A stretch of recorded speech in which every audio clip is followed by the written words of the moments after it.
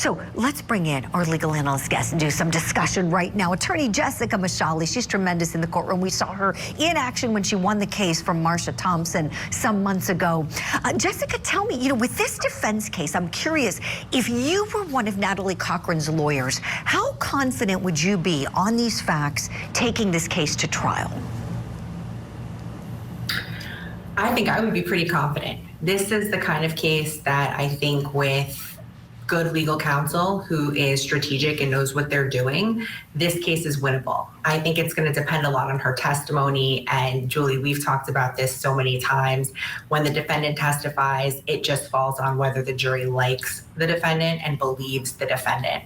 And especially in a case like this, where you have different experts saying different things, like you mentioned already, and I was going to point out as well, that even the state's initial expert could not narrow the actual cause of death or put it to the insulin. So even just in these witnesses, I'm already seeing reasonable doubt as to how this person even died, never mind whether or not this defendant is responsible for it.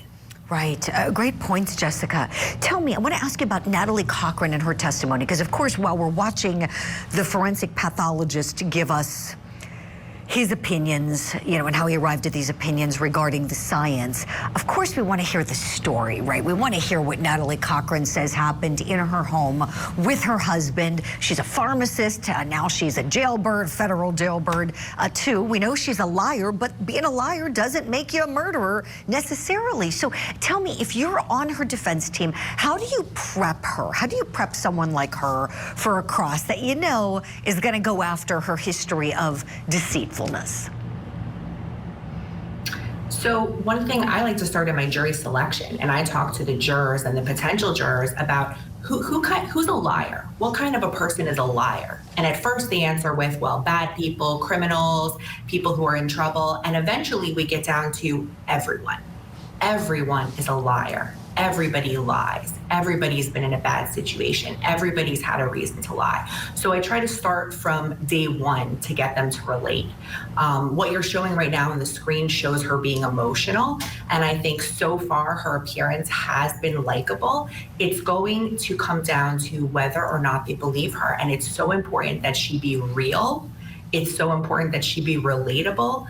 And of course, it's important that she not be caught in any lies whatsoever that relate to this case.